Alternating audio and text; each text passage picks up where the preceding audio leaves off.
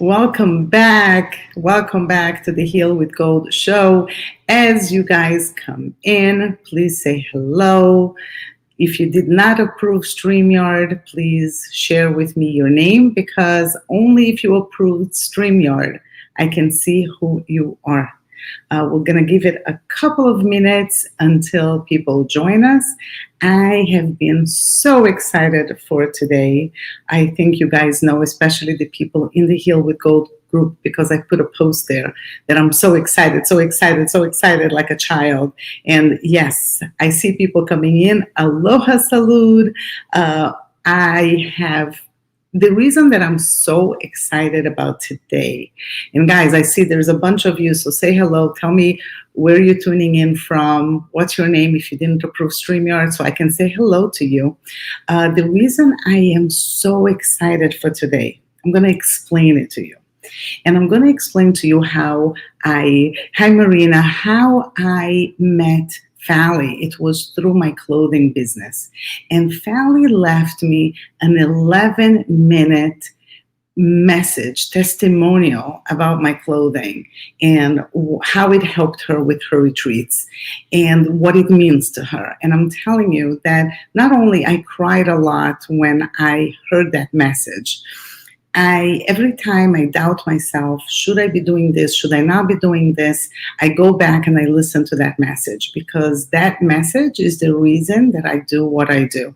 So imagine you meet the person that left you a note that you can always go back to, and you can understand that you are really doing the right thing and you're in the right path. So if you question yourself, you just go, you have that treasure, that gift. So without further ado, I am bringing this person who gave me this gift.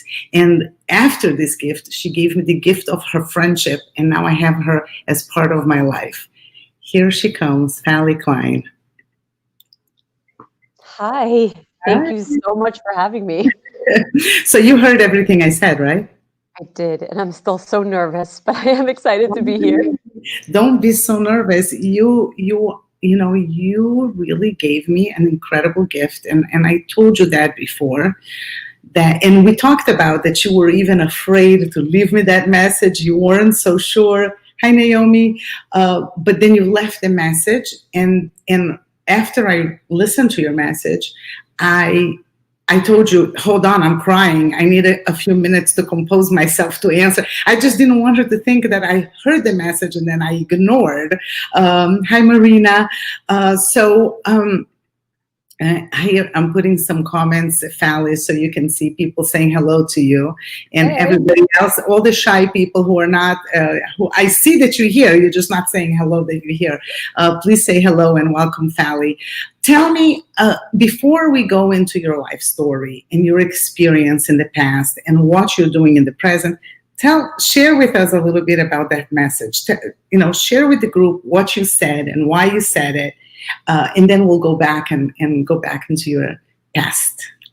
So I don't even know how to start talking about the message and what I shared and how I shared it and why without hinting a little bit about my past. But when I run my retreats, I always bring kintsugi clothing with me because they're beautiful and they're comfortable. And the work that I do just requires that I be comfortable at all times. And so your clothing is perfect for that. And the time when I sent you the voice note, I just come off a retreat where we very, very organically started talking about the process of healing broken hearts and what it really looks like and why it's not as simple as people think. And it was so fascinating that as the conversation developed, and we were talking about this idea of the broken hallelujah, Leonard Cohen's song, and how I never really understood what a broken hallelujah was, because as an Orthodox Jew, growing up saying the hallelujah was always a cause for celebration. And I never understood what a broken hallelujah meant until my heart broke. And in my own personal life story, and I realized from the depth of that place, when I was so broken and when there's nothing left to do, just to look up and say, God, this is from you too. And I felt that kintsugi so accurately represented that when things are so broken and there's nothing left to do, all you can do is that hallelujah and fill yourself with gold from that place. And I had been wearing your dress, and it became this centerpiece and this topic of conversation. And from there, my staff members all started purchasing kintsugi items, and we show up to the retreats all wearing kintsugi dresses, from your line. And it's not planned. It just works. And I wanted to send you that voice note to let you know how meaningful your dress ended up being. I was wearing it for comfort, but that when it became the center of a conversation, we made it a part of the program. And now it's just a dedicated part of the program every Friday night where we talk about kintsugi and what it means. And Yeah. and I told you, I remember at the end of the voice note, that I felt so awkward sending you an 11-minute voice note, a stranger off the internet. And I assumed that you probably get messages like that all the time. And, what's another person off the internet sending you something like that? And so I felt very awkward doing that. But I told you that one day after, your life on this earth will be over, you're going to find yourself ready to transcend and ascend. And you're going to find yourself in, I don't know, in a paradise you never dreamed that you had earned. And you're going to wonder why. And I'm telling you, I don't know what else you've done in your life, but there are pieces that you don't even know, hearts that you don't even know you're touching, stories that you don't even know that you're changing. And I wanted you to have a piece of that so that one day when you're led to your next resting place, you'll know a little bit of why you earned that. So. And that was the part I was bawling, because it was the purpose, right? It's life's purpose. Is when you said that, I felt that what I was doing had really meaning, real meaning. And then we think, what does clothing have to do with any of this? And then you see how, yes, my dream that we could use clothing as a symbol for healing, that it worked, that it was working, at least in your retreat. So let's go back. And so first of all, I have a few people asking if this can be rewatched, because some people, I guess, cannot be here. Yes, you will be able to watch this tomorrow. This will be saved. Fally, we have a lot of messages coming in, but I'm not going to be putting all of them while you're speaking, because I don't want to, to take your flow away. So at the end, I will put the message later. But please, guys, send messages, send questions, and then when we have a spot in between, I'm going to bring those comments up. I just don't want to take, to interrupt the flow of the conversation. Fally, I want you to share with the group your story of cancer at age 16. I know your story. You'll have to tell an abridged version, but I want people to understand where you're coming from to where you are today. So, like you said, when I was a teenager, I was diagnosed with Hodgkin's lymphoma. It's a kind of blood cancer. And I think you can imagine how devastating a diagnosis like that is for anyone at any stage in their life. But as a teenager, where you're on the cusp of womanhood, I was in my junior year of high school. You really see your adulthood on the horizon. You're right there. You've worked so hard, and just in a teenage girl's life, your junior year is when you finally made it. You're finally settled in high school. You've kind of gotten over the hump of the drama and the politics. All the friends have the friendship groups have formed, and that's the year that you're supposed to be like smooth sailing. I was so looking forward to that year. And then very early on in the year, the end of October, I was diagnosed with cancer. And it was so devastating to me, not just being ill and looking my mortality in the face, but all of the changes, my body changing, my world changing, my friendship circle changing. I was going to the hospital every day getting chemo, and my friends were in school taking tests and going shopping and doing clubs and extracurricular activities. And people don't talk about that aspect. People talk about the illness aspect and maybe the death aspect and the nausea and the vomiting and the hair loss, but people don't talk about the social aspect of becoming ill. And it was devastating to me. And I remember very early on when we were discussing my protocol for chemo with my doctor, And I was already kind of an adult. So my parents allowed me to be very present and part of the process. They didn't treat me like a child. They said, you're 16, you're really intelligent, you have choices. Why don't you make some choices? You can sit in on all the meetings. It's your body, you make choices. And I so appreciated that, because most parents would never dream of letting their 16-year-old girl make these kinds of choices. And I remember sitting with my doctor, going over my chemo protocol, choosing between different viable options. And it was a very long day because we had so much to discuss. And at the end of it, he asked me, do you have any questions? And I said, no, I think I'm fairly clear on everything that we've decided. I just have one question. When do you think this is going to be over? You know, if we could take out a calendar, I'll do anything you tell me to do. I'll put up with it. I'll show up for my chemo appointments. I'll smile. I'll be the best patient you've ever had. Just tell me when I can expect to go back to real life. So he got very quiet and he said to me, I can take out a calendar and I can give you a date. I can circle a date on the calendar and tell you, if everything goes according to plan and your body responds well to the drugs, you'll be finished chemo by someday mid-February. But you're a very bright and intelligent young woman, and you're asking me a different question. You're asking me when this is going to be over. And I think you deserve a real answer. And the answer is never. It will never be over. He said, do you think for 1 minute your life is ever going to go back to the way it was before? You will be healed. You will be a cancer survivor. But there will never be a day in your life that you will wake up and not remember that you once had cancer. Everything in your life is going to change. And the sooner you can accept that and stop waiting for life to go back the way it was before, you will be able to then embrace everything that comes after. And it's a beautiful life, but it will only be beautiful if, instead of waiting to get past it, you expand so that you become big enough to hold it, all of it.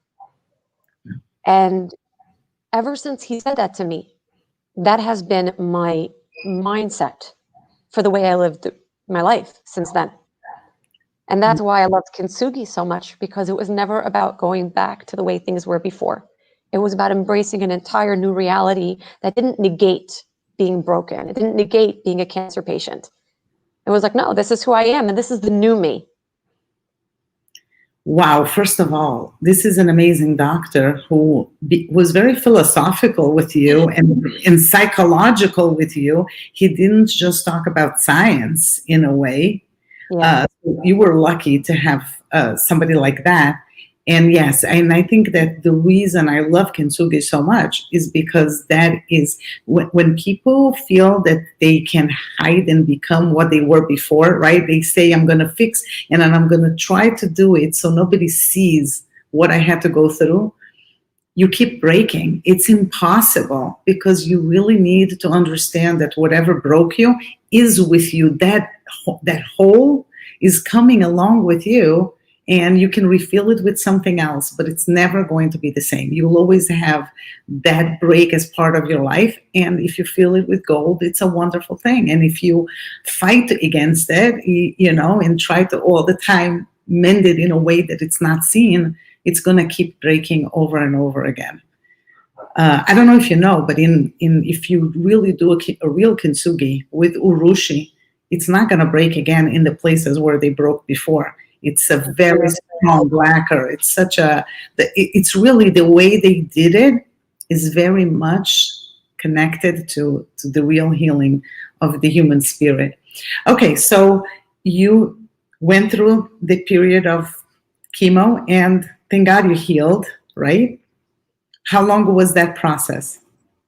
What's amazing is that process was actually not that long. The standard time for someone who has a diagnosis that I had to go through the chemo process is about 10 cycles of chemo, which can take just about 10 months, and then a minimum of 2 cycles of radiation, which would be another 2 months. So it's pretty much a year protocol, give or take, because again, it depends on the doctor, on the hospital, and everyone's personal situation.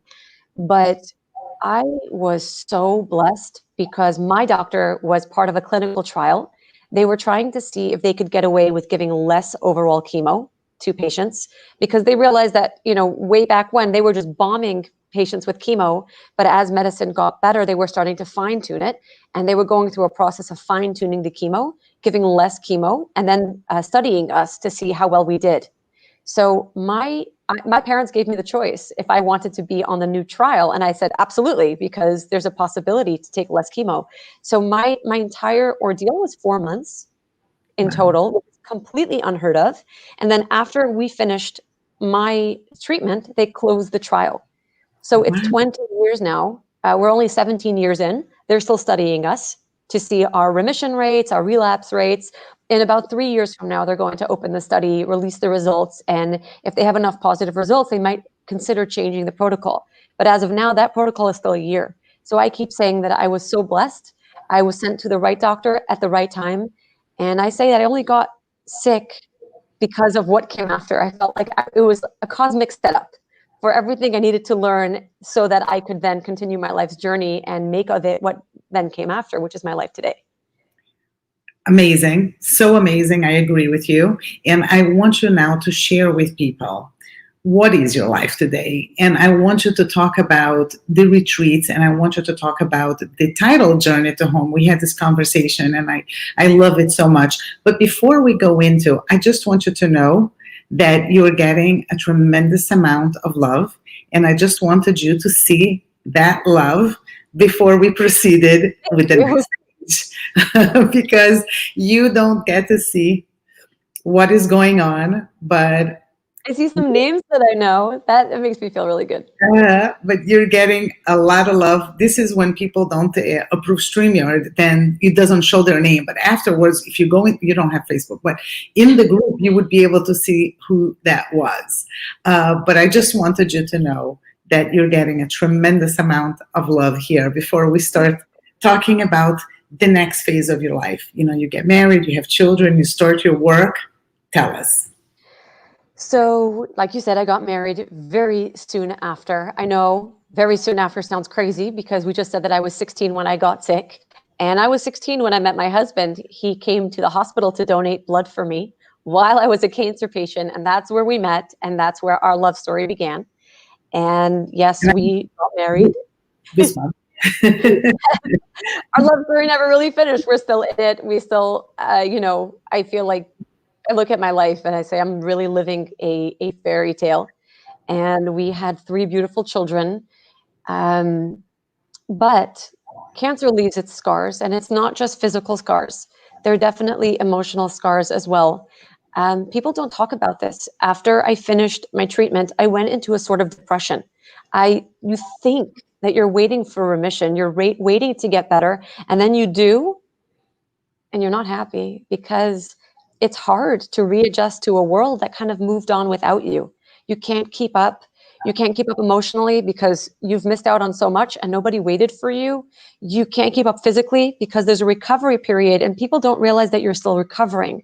They think you're finished chemo and they think you're in remission, but it takes the body time. And I couldn't keep up with my friends. I couldn't sit through days in school. I still felt very isolated, and it's fairly common for people to go through some anxiety and depression after cancer. There was also that existential crisis. Well, I survived. That's great. Now what am I going to do with my life? Now my life has to actually be meaningful. So I was dealing with a lot of emotional upheaval, and I ended up looking into therapy for ways to deal with my anxiety and depression. And nothing was really working. I was learning tools and I was doing the best I could until I was introduced to hypnotherapy, which I tried on a whim. I didn't try it for therapy. I tried it because my husband was studying hypnosis and meditation, more because he's an Orthodox rabbi and he was immersing himself in Hasidic texts, old Hasidic texts, and doing these Hasidic practices. We are Hasidic, but he was really delving deep into these practices. And he wanted to try hypnosis, and then he wanted me to try hypnosis. And I did some hypnotherapy, and so much of my anxiety and depression just lifted. And I was astounded. And that set a ball rolling where I ended up becoming much more involved in that world, studying it, facilitating others through their processes, seeing tremendous results, and then just going on from there, I went from hypnotherapy. That was my initial entryway into this work. Wait, no, that's wrong. First, I wrote a book about my journey with cancer. When I was going through cancer, I wrote a diary. And I didn't want to forget anything I had been through. I felt like this is such an important time in my life, and I want to make sure that I can look back and remember and learn from this story without forgetting any piece of it. After I recovered, there was such a demand. People were always calling me up. This is before the days of Google. You couldn't just Google your symptoms. People would call me up and say, hey, I don't want to give you my name because confidentiality and stuff, but I heard that you were sick. Can you talk to me about what I might expect? I was diagnosed. And I said, you know what, I'm just going to make my diary public. And it went into its 5th printing now this summer. So it's been doing very well. And from there, I was lecturing all over the world about my book, about my story. And then again, I went into the hypnotherapy world. From there, I ended up expanding my training to more spiritual regression, that kind of work. And then dealing with a lot of sexual abuse, sexual trauma that was coming up in the clients that I was seeing. I went to school for that as well. And then, of course, as I talk, I realize how I sound because I'm a person who's passionate about lots of things. Everything is exciting to me. Everything is passionate to me. So I was just excited to explore and discover really any healing modality that I was finding worked. So at a certain point, I also became a breathwork facilitator because I was fascinated with the power of the breath and what it can do for your health and mental and emotional well-being. And then God really aligned me with a Journey to Home as an organization and had me bring everything that I had spent my life learning, experiencing, training for, and bringing it into one arena. Because while I was in school and while I was studying, I was like, I do so much, but they're all separate things. How would they all come together? And every time I meditated on that, I felt very clear, you're going to get the answer soon. You are going to see how all of those things, hypnosis and breathwork and your sexuality training and the trauma work and all of these things come together. You're going to see it really soon. And then I was invited to come and start running retreats for Journey to Home. And that's where I get to do all of that. Okay, so before we go into Journey to Home, I want to share a little bit about my experience with hypnotherapy because Fally did a hypnotherapy session with me, and I told Fally that I would never allow anybody to do a hypnotherapy session on me because I'm a control freak. I never drank too much. I never took drugs, not because I feel like we should fix that. I can take care of that for you. But the reason was always control. I wanted to make sure that I was in control of myself, and I was scared of the whole experience of hypnotherapy. But Fally, she has a way of comfort, now I'm talking to everybody else, I'm looking at you, Fally, but I'm talking to everybody who's here, and there is a comfort. I was talking to Fally and I felt at home, and suddenly I had the guts to allow Fally to do a session with me, which was an amazing experience. It was more than what Fally described to me that it would be, and it was fascinating to see what happened and the things that I saw. You want to share a little bit about that experience? I don't know. I'm always like, how woo-woo can we get? Hypnotherapy is a very broad field. So a lot of people look at the clinical aspect of hypnotherapy, where we can deal with, phobias and anxiety and depression and bad habits. And then there's the other part of then there's, we can go a little deeper, where we do trauma healing and facilitation, some inner child work, regression to the sources of the issues, sources that you may not even remember or know, but the mind knows. And then there's the really out there stuff where we can go even deeper and to what we call soul work, where we are more than just our bodies and our minds. We've been here way before we actually remember being here. At the very, very least, we can take someone back to the womb, because don't forget, even before you had conscious thought, even before you were brought into this world physically, you were here in the womb waiting to be born, and people have been able to regress to the womb and remember things from before their birth that they were later able to verify. And then, of course, there are other places to go. But I don't know who your clientele is and how crazy you want to go on the live. There's no clientele here. We are amongst friends. And I think that anybody who came here is open-minded enough to see. And I always say like that, I bring to the show people with all kinds of stories and backgrounds. And we don't need to all agree and like and follow, but we are here to expand our minds and see what's available. And we never know, because we can save a life today by somebody saying, you know what, let me try. And this may be their ticket to healing. So let's go there. And whoever doesn't like it is just, they could laugh, and that's okay. You can always laugh at me. I always allow everybody to laugh at me. It's fine. At the very least, it'll be entertaining. Exactly. So one of the things I specialize in is past life regression, taking people to a time, before this lifetime. Many religions, and the Jewish religion, where in which I was raised, we do believe in reincarnation.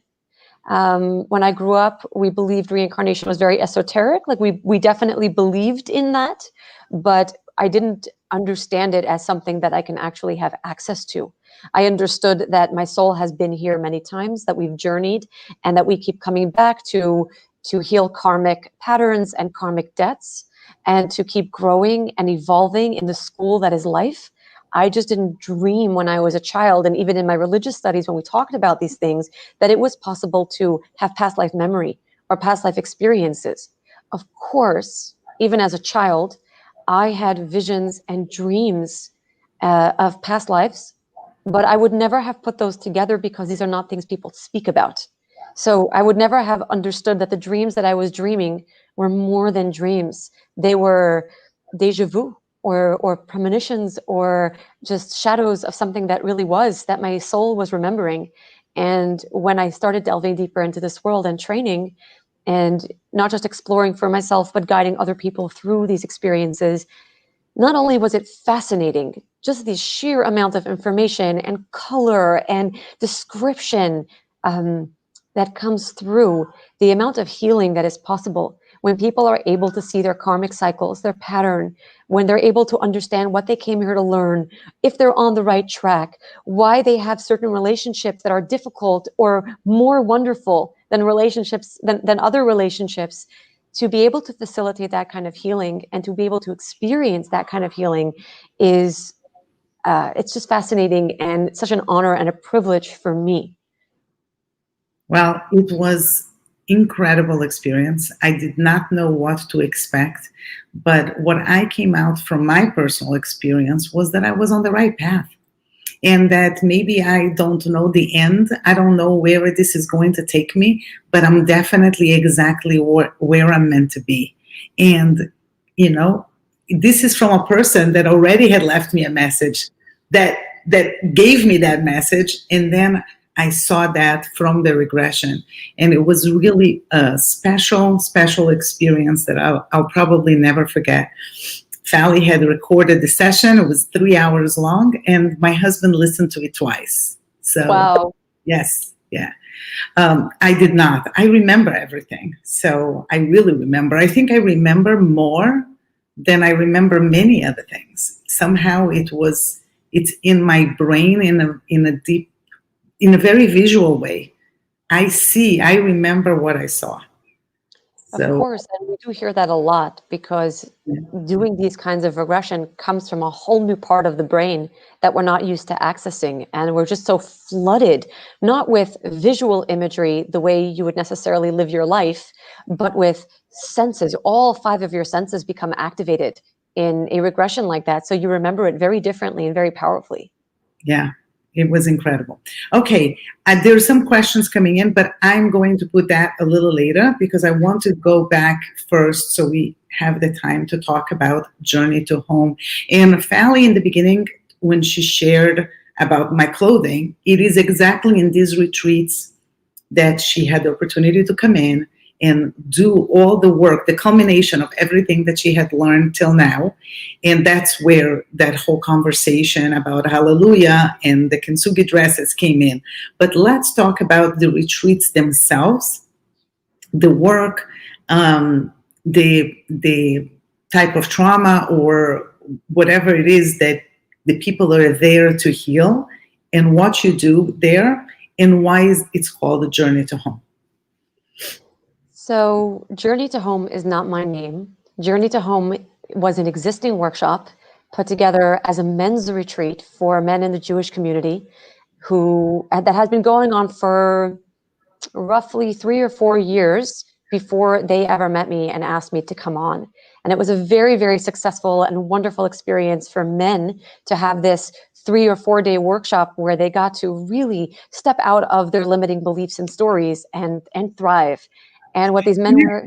I need to interrupt you for 1 second, if you don't mind, because to me this is fascinating. This alone is fascinating, and I'll tell you why. We hear so much about women retreats.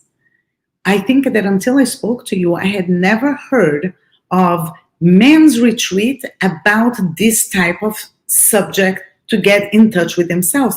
That is amazing to me. It is amazing. Like, are there men retreats all over and I just don't know? I don't know. There are. Each retreat obviously has their own focal point of what they want to be focusing on. So there are so many. Woman Within is a woman's retreat, and they have a male aspect, I think, called the Warriors. There are a bunch of different options, but each one really focuses on something else. Mm-hmm. So the Journey to Home was really about keeping it very focused on what men, particularly in the Jewish community, would be dealing with. So, of course, we're dealing with universal subjects, universal experiences.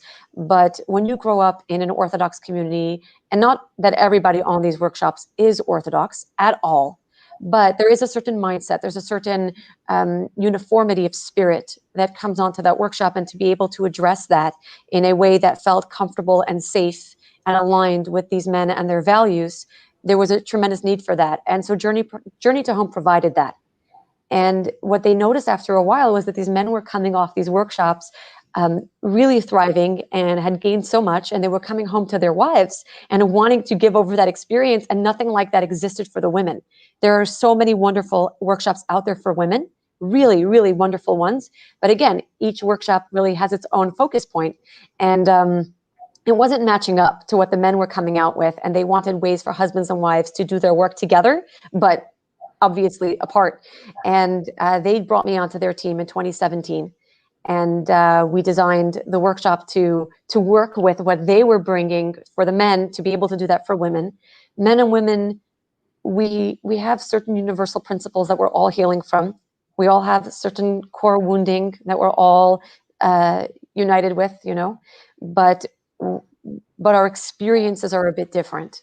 And so the way we run these retreats are more, I run them catered to women and their needs, and the men's are catered to their needs. But at the end of the day, we're producing alumni that have the same goals, the same mindset, the same vision.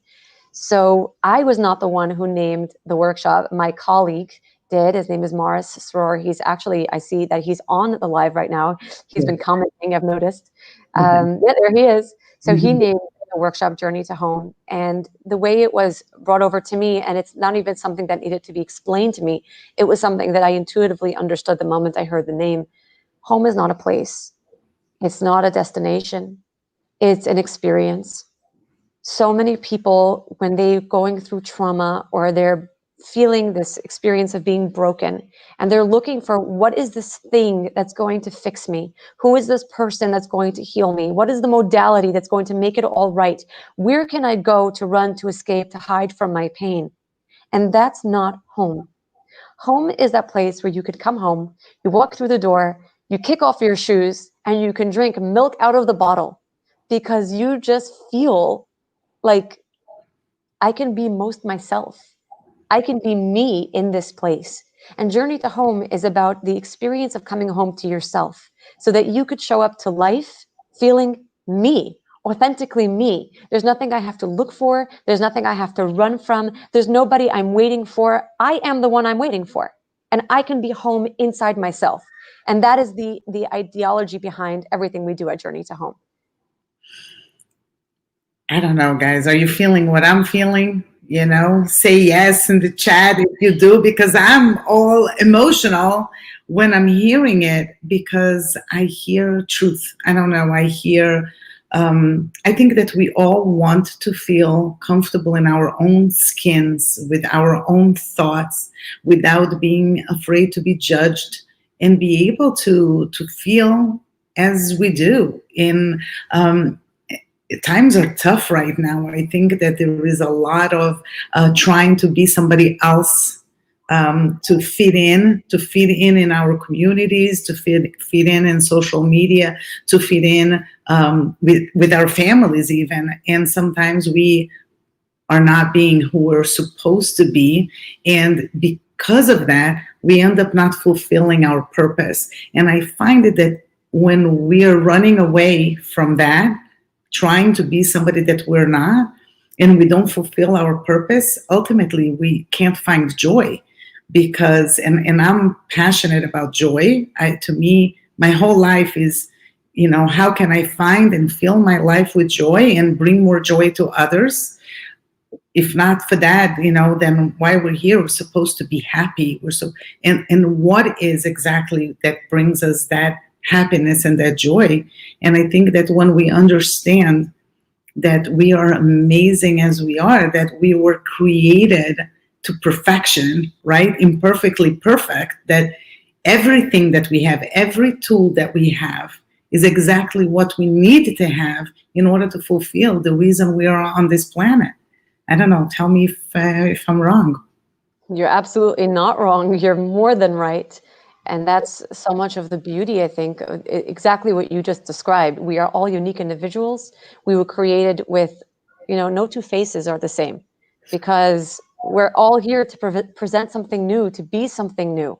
And we can only do that if we are authentic with ourselves, if we can come home to ourselves. And that's what I teach, I do it on my retreats, which are in person, and in the courses that I give online courses as well.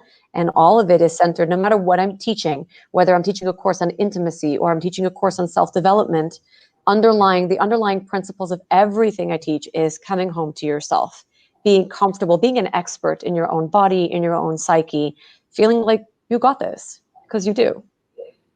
100%. So tell me a little bit, well, before we go to the next question, I just want to share with you some of the comments. Morris. I'm so glad I did you justice over there. I didn't know your boss would be here. Oh, he's gonna like when you called him my boss. I'm gonna get away with that in real life. So this person was facilitated by Fally on Journey to Home, and it was an experience that she'll never forget. I believe that one day I'm going to end up in one of those. I see my people, they're coming on the screen. There's Yenti and Sarah and Chaya. I love my people. So retreats for men are common in California and much more broadly, regardless of religion, for sure. We did have a question. Okay, thoughts on rapid resolution hypnotherapy? So rapid resolution hypnotherapy is a wonderful modality in which the creator of RRH, and it's called by other names as well, has basically taken her personal experience of what worked and kind of compiled it into her own unique methodology. So she takes elements of hypnotherapy amongst other things. It's a tricky world because we're training in certain basic techniques, and then each person has to go out and make it on their own and say, hey, what's my unique contribution? And everyone does find their unique package that works for them. And then they bring it out to the world and say, look, I can't promise that this is going to work for everybody, but this particular package is what worked for me or my spouse or my children or my clients. So rapid resolution hypnotherapy is a wonderful modality. But again, I don't subscribe to any one thing. I'm kind of like, if it works, great. And if it doesn't, don't give up, because there's something out there for everyone. I truly believe that. And if you haven't found it, it's probably because you're going to create it. Oh, wow. I love that. I love that. And I so much believe in that. And that's why I bring people to the group to speak.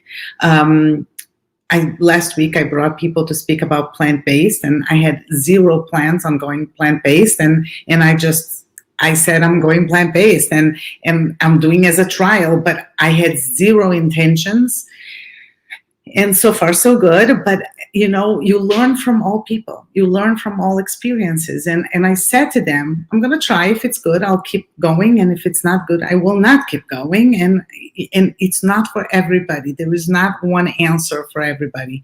Here's another question: what do you suggest for people that may have potentially dangerous side effects from hypnotherapy? So with potentially dangerous side effects, I'm not exactly sure because there are a number of things that we would discuss. What I can think of is possibly epilepsy. You want to make sure that people are not prone to seizures or low blood pressure, because when you're in a deeply relaxed hypnotic state, your blood pressure can go really low. So you want to make sure that those are things that we talk about before a session, if that's something that we need to resolve. But hypnotherapy is something that you actually experience all the time. Advertising, marketing, they are all using some sort of subliminal programming, hypnotherapy techniques to get to you. So hypnotherapy has different trance states, different levels of trance. And if you are someone who has possible side effects like epileptic seizures or low blood pressure, then we would just have to be careful with the trance state that we put you in. We wouldn't take you to a deep state of hypnosis, but we can do an eyes open state of hypnosis. That's a very light and yet very effective trance state. So there's a lot that could be done, even if there are possible side effects. And that's something you want to discuss with the facilitator. Yes, I did with my eyes open. Yes, you did. Yeah. And it worked. Well, can I go even deeper, Fally? I'm starting to say, did I miss on something? No. I trust you. I will go with my eyes closed. This time you're going to go with your eyes closed. I feel like we've reached the milestone. This is from somebody who said they would never do it. I'm all in now. But look at that. You did past life regression with your eyes open, which Yes. tells you a lot about how far you can go and what you can do with this. Yes, it was incredible. Yeah, and it's not for everybody, and that's also fine. But I think that when you're open-minded, I interviewed a girl, a young woman from she's Italian. She lives in Portugal, and she has trichotillomania, and she was depressed. She had depression, anxiety, and trichotillomania her whole childhood. And I'm giving you applause that you can say that word, because I've facilitated people who suffer from that, and I still can't say it. But kudos. Okay, so today she's healed and she doesn't take any more medication. She's no longer suicidal. She feels good. And it was very interesting because her parents took her to tons of therapy and nothing worked. But when she became an adult and she chose her therapist, she chose the modality that she wanted and how she wanted to work. Everything turned around for the better. I was shocked when she told me that she feels great and healthy, and she no longer plucks her hair. And obviously she's bald, but because so much of it is gone and the rest she shaves. But she ended up healing herself through art and through a therapist that, instead of dealing with past, because she had no trauma really that they had found throughout her whole childhood. And then this therapist said, we're going to do it through art. And she is an artist, and she sings and she paints and she models, and she's very artistic, and her soul was being fed, and I told her I almost felt like her whole childhood, her soul was starving. She wasn't living the life that she was supposed to be living, and she was depressed. She was a fish out of water. But once she managed to get into the world that she belonged to, her whole life turned around, and it's incredible to see. And that's why I really believe that you don't know where the medicine, you don't know where the health is going to come from, and that's why it's important to know a little bit about everything and make a decision. Definitely.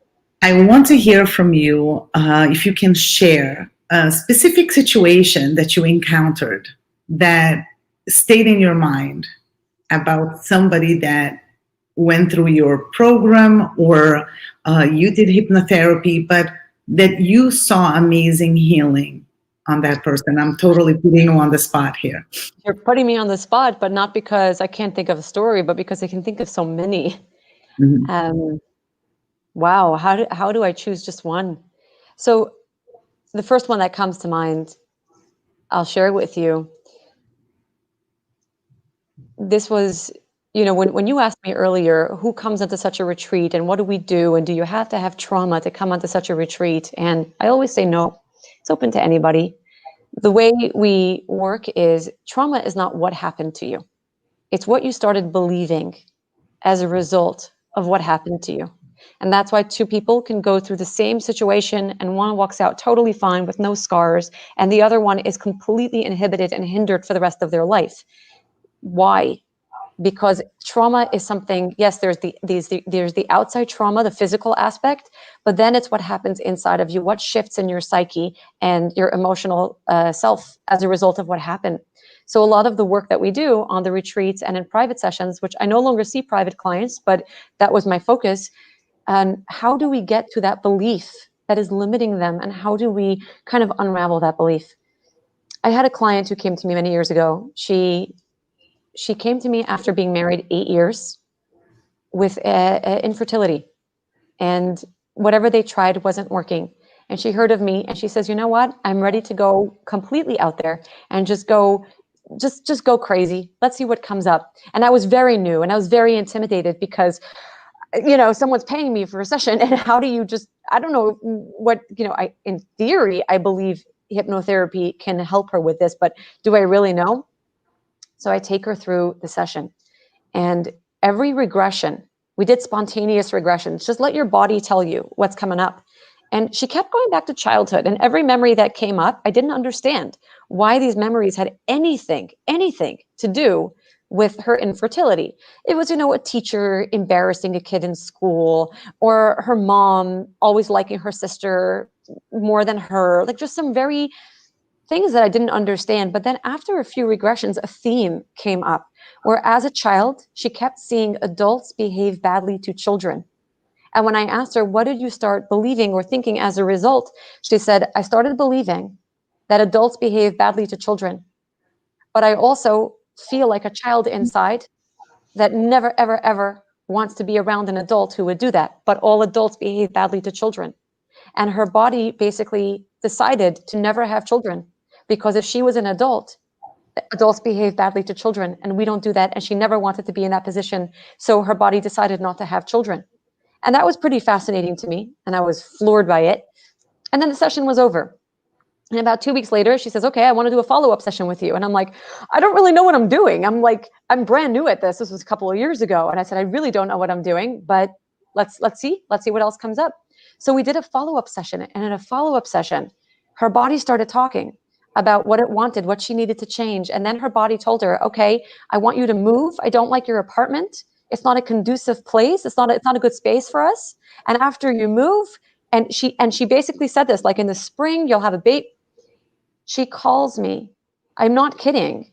She moves 6 months later. 7 months later, she lets me know she's pregnant, completely naturally. Wow. Completely naturally. Then it gets even better. When she was in her 8th month of pregnancy, she wanted to do another session to kind of prepare herself for the birth. And we spoke to the baby. And the baby told us, the birth was going to be okay. And the baby told us lots of things. And it was such a fascinating session. It was so beautiful. And then we asked the baby, but what happened with the infertility? And the baby says, there's no infertility. You just weren't ready. And now you're ready. And there's going to be a lot of babies coming very, very, very soon. Very, very, very soon. And I remember that the baby said soon with such passion that I wrote it in my notes very large and I circled it.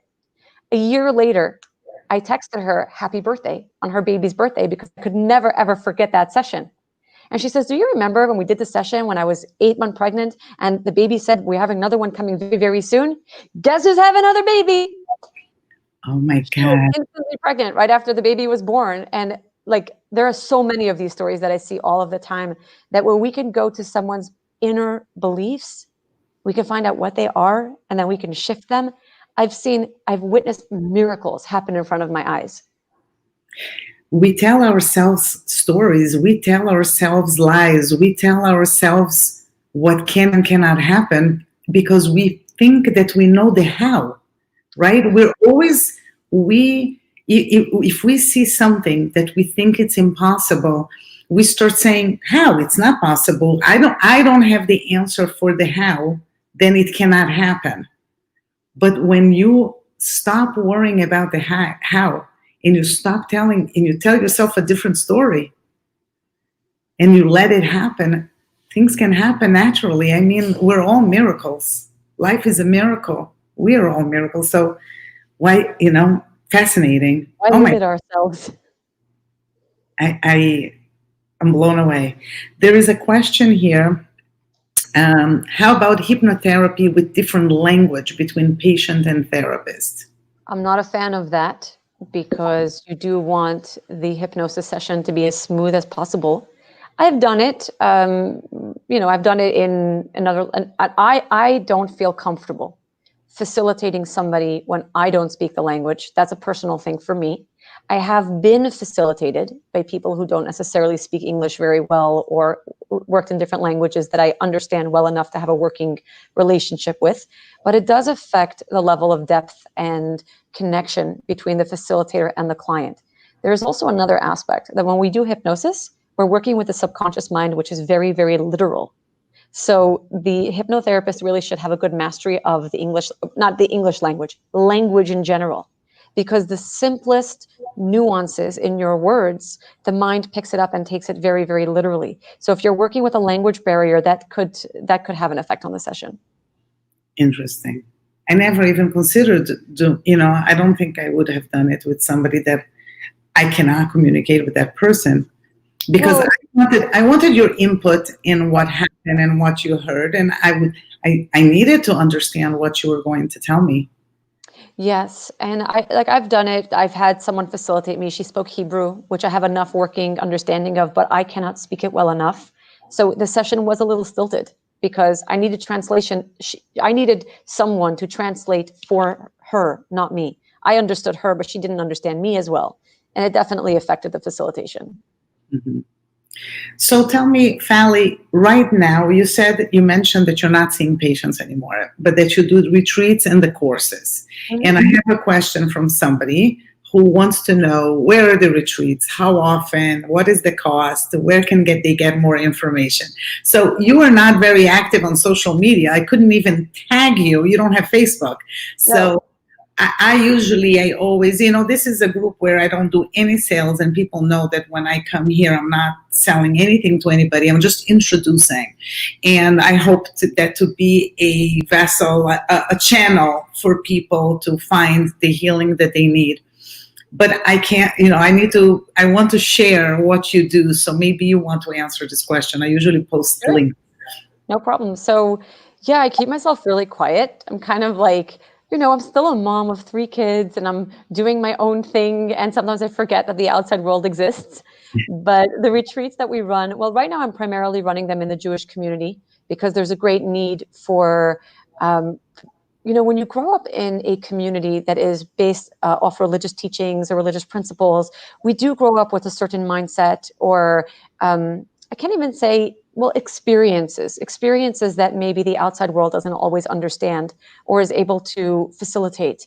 Like, for example, when I was going through my depression, way back when, before I started this work, I was seeing a therapist and she basically told me, what you need is to move.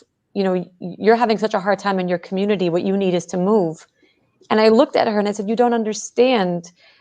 My entire life is my community. I need help adapting or healing my feelings around my community, not to just pick myself up and move out. For a religious Orthodox Jew, it's a very big deal to live within the culture and within the society. And she says, well, then your only other option is medication.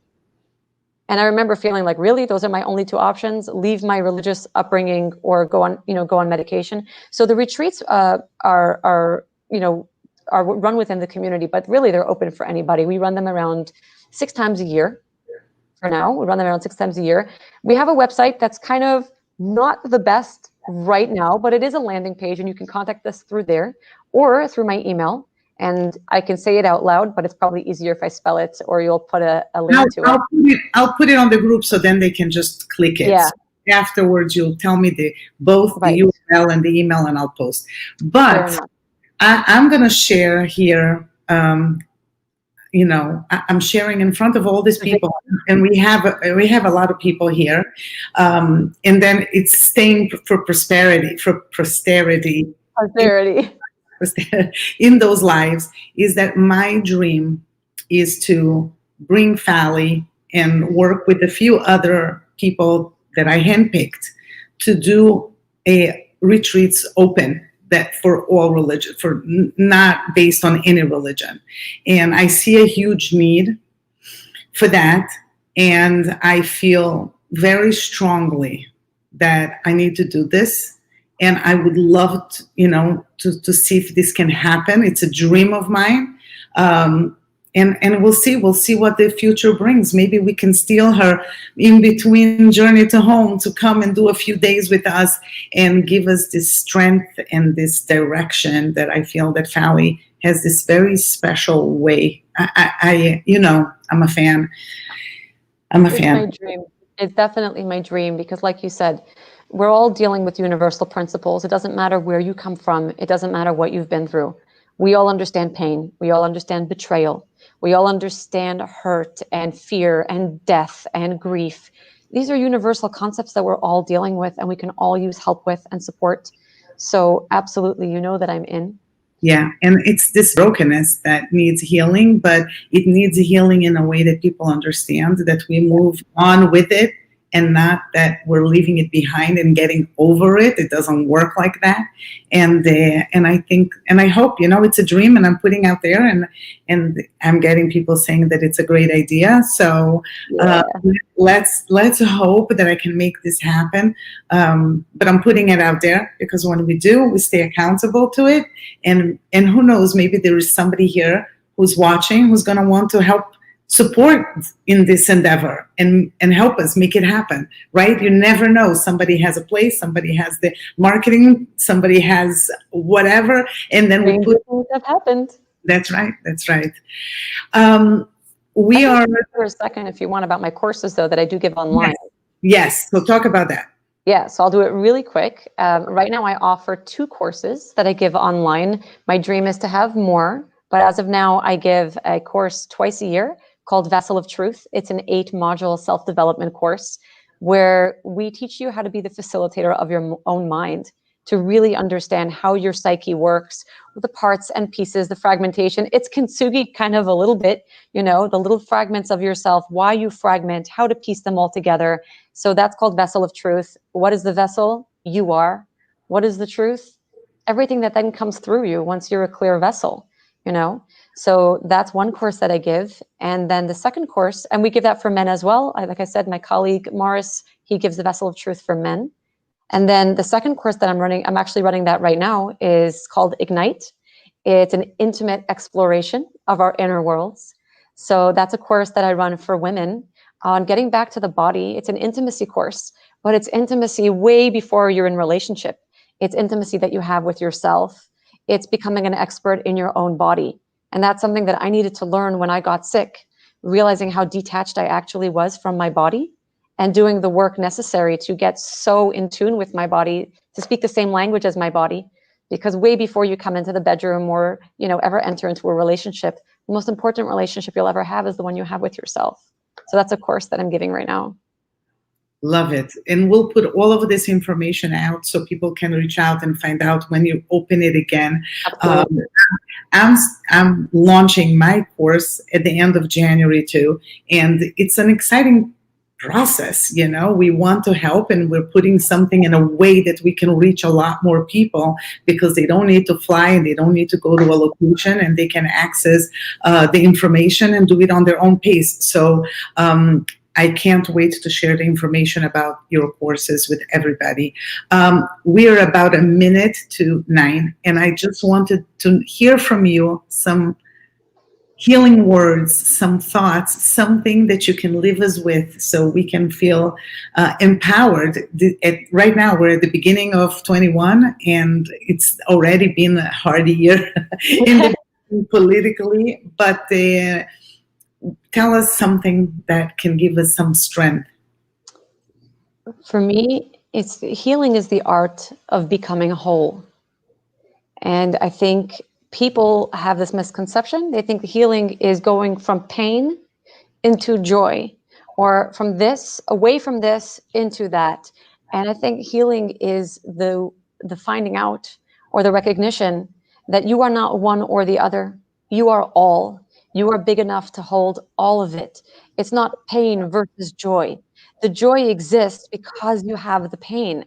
And it's not shutting out one so that you can welcome in the other. It's opening your heart big enough to welcome all. And my 9-year-old son, he's going to be 9 next month, he said it so well. He was saying one day that he was sad.